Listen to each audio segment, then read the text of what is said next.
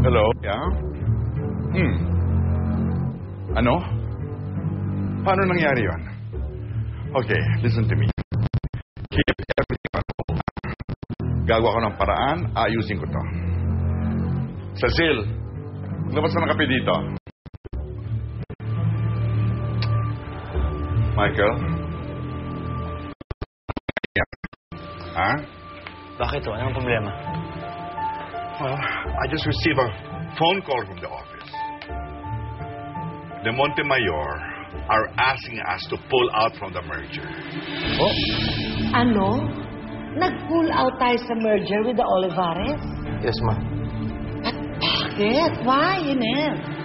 I just don't want to deal with Michael anymore pagkatapos ng lahat na nangyari. But are you sure of that? Of course, I'm sure, ma. Mas kailangan nila tayo kaysa kailangan natin sila. Now, tell me, Michael, ano ba talaga nangyari? Sinubukan ko pong puntahan si Elisa sa bahay nila kagabi. Medyo nakainom po ako. Ayaw ko siya ipakusap sa akin ni Papa Hiner. Kaya nagkasagutan kami. Tapos yun, sinuntok niyo ako. Michael, bakit mo naman ginawa yun?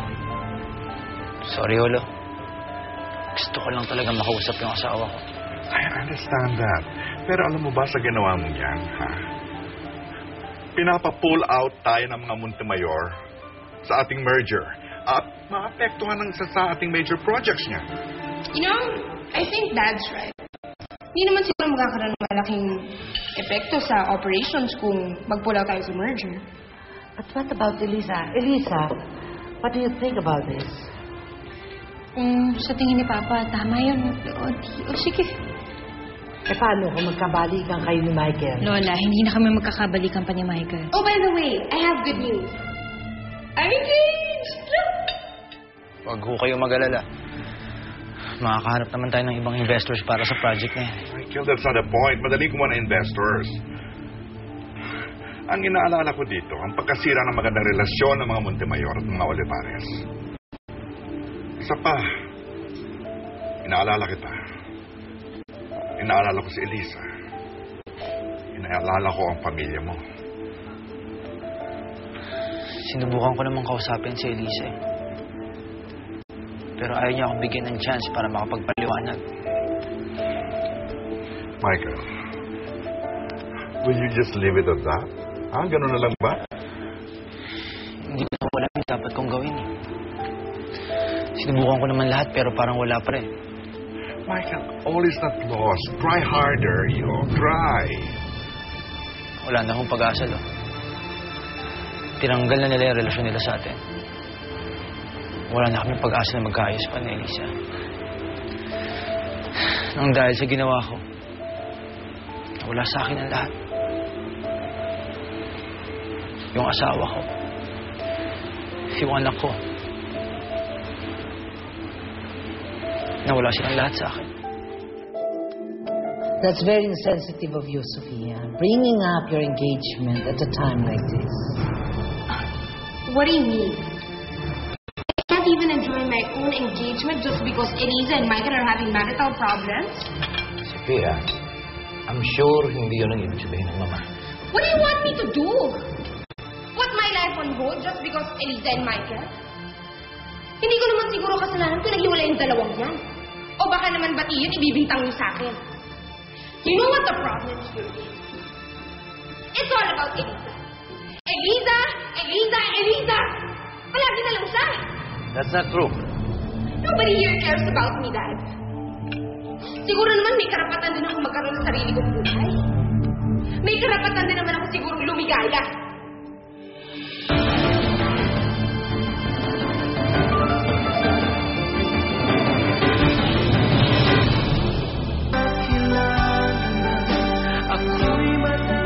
Sophia! Haner, that daughter of yours, wow, sumosobra na. Mama, in a way, tama din siya. May karapatan siyang maging masaya. Hindi ko sinasabing wag siyang maging masaya. What I mean is, you should not be flaunting around this engagement ring while, you know, Elisa's here having problems with her Michael? Ano ba? Alam mo, huwag mo nalang pansinin yan si Sofia. Nakakatuyo ng dugo. Excuse me po. Eliza, kailangan puntahan si Nina. Bakit? Ano nangyari? Ayaw niya kasi magbihis. Hindi daw siya ipasok sa school. Lola, sandali lang po Puntahan ko lang si Nina.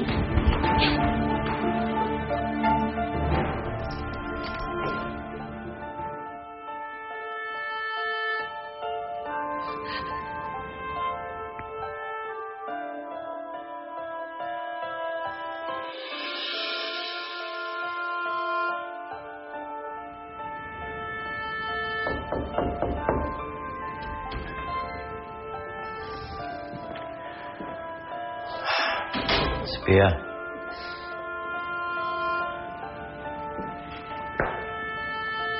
Sophia, I just want to say that if you're happy, then I'm happy for you.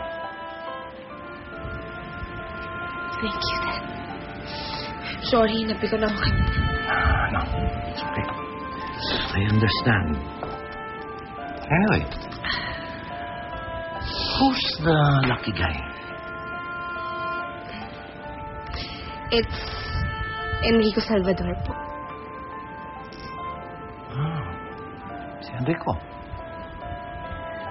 Well, why don't you invite him for dinner para naman makapag-usap kami?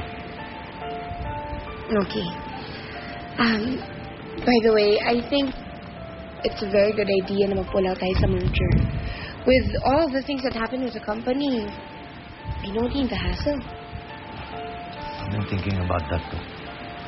Alam mo, sa dami ng pinagdaanan ng kumpanya natin noong nakaraang taon, although unti-unti na tayong nakaka-recover, I think a relaunch would be a good thing to do. Maybe a new name, new management, new vision. You know, I think that's a very good idea. That's just what we need to get our company back on track. Yeah. Let's do it then. I want you to take care of the relaunch and I want it done ASAP. I'll take care of everything.